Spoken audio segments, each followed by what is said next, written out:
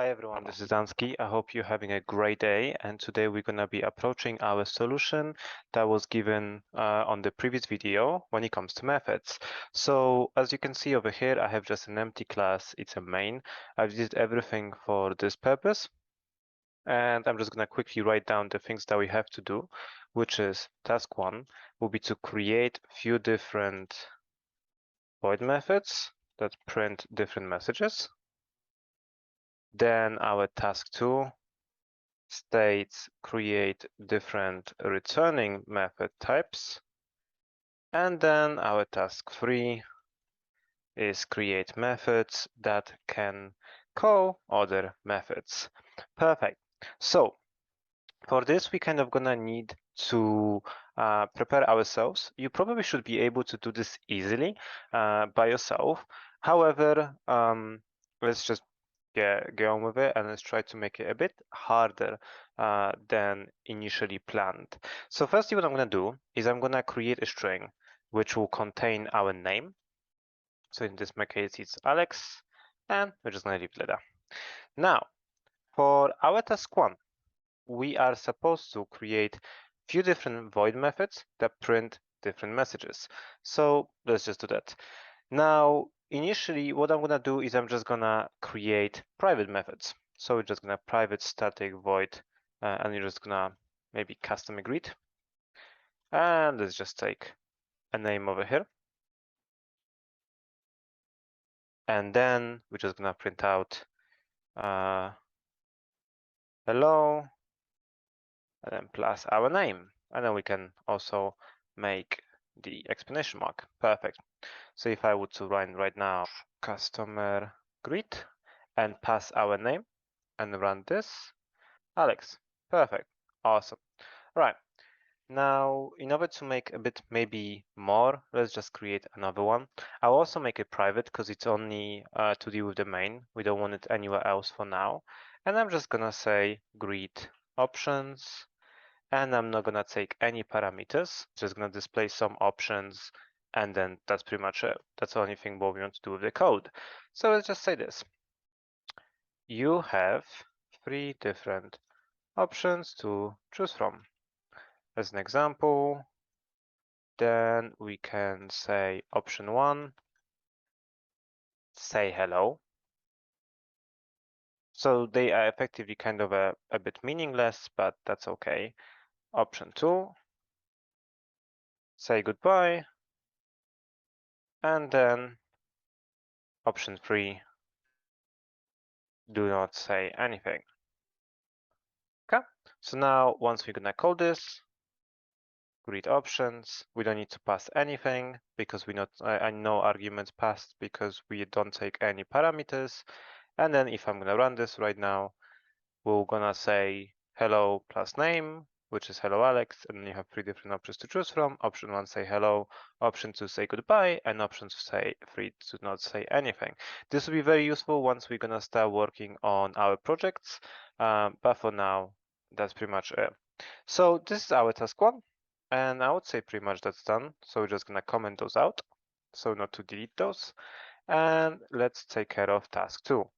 Create different returning method types. Let's deal with ints, maybe, and booleans. Just why not?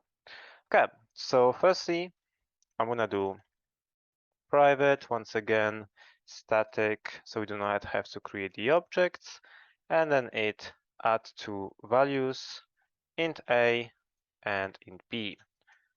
Now, the way that this one works is we're gonna add 2 values that we're gonna pass as parameters. Parameter a is gonna be the first value. We can even call it first value, doesn't really matter. And we can have int b, which will be our second value. Now, obviously, we have an error because it says that there is missing return statement. So let's return. And now what we can do is we can add those values together. Second value. Now, this is kind of introduction to arithmetics. We'll take a look more into that in the video after classes. But effectively, whatever value this one will be and whatever value this one will be, they will be added, and whatever the sum of those 2 values is will be returned to the back. Okay, so let's code this now. So let's say we can either print it out. So let's firstly print the first one, and then we can call our methods, which is add two values, and then we need to pass two values. And as you can see, int first value and int second value. Let's pass 5 and 2. So now if we code this, it should tell us 7. Yes, it's 5 plus 2. Now, if we are going to add the second one, so we're gonna say private static int return a random number. So this will be a beautiful introduction to classes that we're going to be covering this week. If we type random, as you can see, this is a class. It has C next to it, and C stands for class, I stands for interface, M stands for methods, and so on. So we just need to hit tab, or we can just write random, and then we can right click on it and import class. Once we import it, we can call it anything we like. But this is an object, so we need to write new random. Now, once again, as I said, this will be covered a bit later, and you make sense why the way it works the way that it does. But whenever we create the new object, we have to firstly specify the class. Then, however, we're gonna call the variable, and then we're gonna have to have new random. If we would to go into this class implementations, random Java util, over here we can see all the random that has been implemented. So all of those over here, this will make more sense as we kind of go through classes, but this is public class random. So this is what we code. This implements also different interfaces. We're gonna take care of them in the future. We're gonna look into those. Those are just variables. We're gonna take also look how we can implement variables in the class. But what I want to show you guys is we have over here, we have methods. We have also initial scramble. We also have set seed. We also have next bytes, and so on. So as you can see, this class is quite big when it comes to the class itself, and it has many different methods.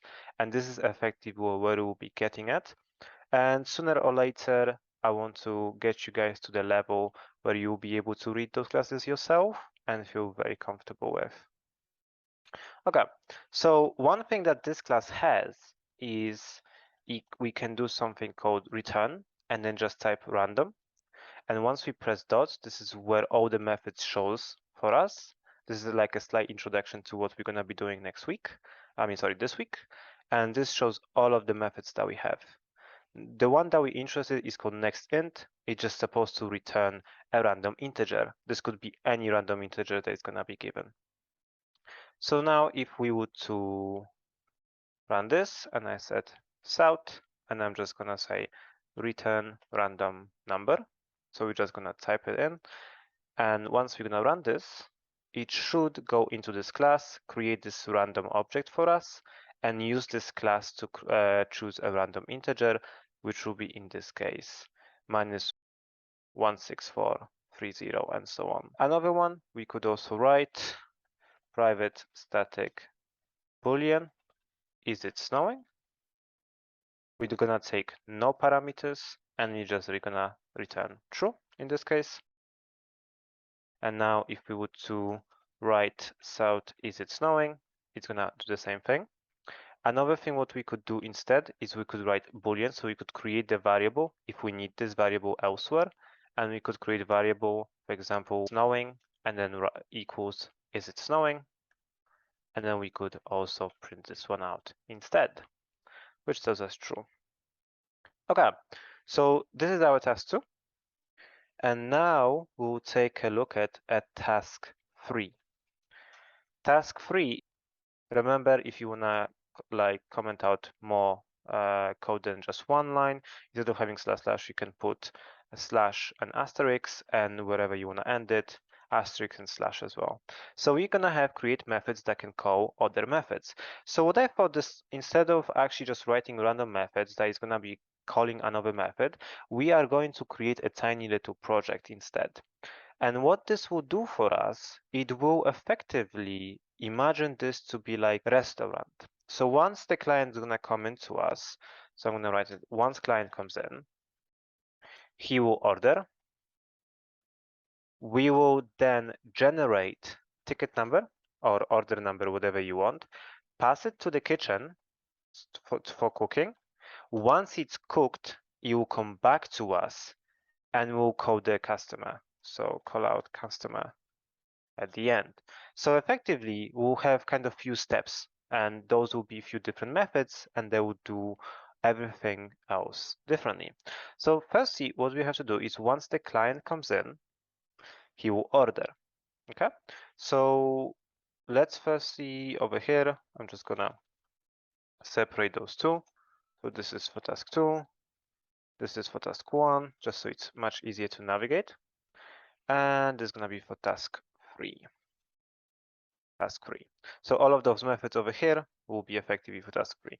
So firstly, what we want to do is once the client comes in, he wants to order. So in this case, I'm going to create public because we could effectively move it to a different classes and different scripts effectively, but that's something that we're going to do by the end of the week. So for now, let's just write public static void, and let's call the method place order. Now, there's a couple of things we want from the customer. So if the customer comes in, we usually want the name of the customer. So let's write string name. This is why we created a variable at the top over here so we can use it a bit later. Except that we also need what would they like to order. So main dish. And maybe let's also ask them for some side dish, so maybe like fries, so maybe like chicken and fries or something else. We will not create over here the order number because our waiter wouldn't create the order number. It would be done automatically later on. So this is effectively only three things that we need. So if I write now over here, in order to call us this method, only thing we have to write is place order and then pass the three things that it requires us to do, which is string name. So we already have name. Then main dish, we're gonna pass it as a string. So we're gonna write chicken. And what's the side dish? Let's make it fries. Why not? So once we're gonna run this right now, nothing's gonna happen because it's gonna go to this method, but it's empty method, so nothing will happen. So now we no longer care about the main. So now only we care about this method. This is our kind of main method, which is effectively right now places the order. So firstly, let's maybe call it out. So we're gonna say order for, and then we're gonna use the name that we've already been passed. And then we're gonna say maybe like this. And the customer, because I kind of want to say also what they requested. The customer has requested, and then we can add main dish, and then plus empty space, or actually let's write end and empty space, and side dish. And maybe at the end, we're gonna write also the explanation mark. So right now, if I'm gonna run this, order for Alex, the customer has requested chicken and fries. Perfect. Okay, next one, what we will do is we're gonna create an order number. So for this, we would like to probably create its own method. So let's just do this. So we're gonna say public because it will be in a different place, static int because it's gonna be under the number. We don't want any decimal places. And then we'll just say generate ticket number. We're gonna take no parameters and we're just gonna over here use what we used over here in random and paste it here. It's exactly the same thing, but usually what we would do is we would just use the same method for those two things. Okay, so now what we're gonna say is generate ticket number, but obviously we need to store it somewhere because once we're gonna code this, nothing's gonna happen. So we're just gonna write int and let's say ticket number and is equal to generate.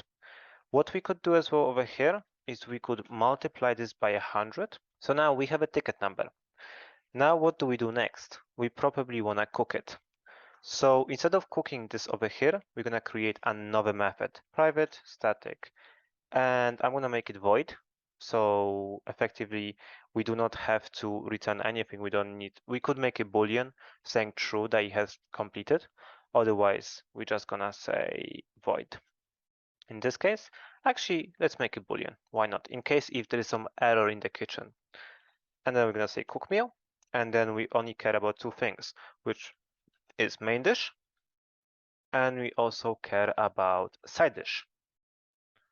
Those two parameters we only care about. Over here, we're just gonna say that we are cooking, and we're gonna say whatever this is, which is main dish, and then we're just gonna also add side dish, and we're gonna just do this. So now what's gonna happen is once we're gonna cook it, so first you're gonna have to call it, so we're gonna have to write cook meal, and we're gonna have to pass our main dish and side dish. So we can just write over here on the top main dish and side dish as well.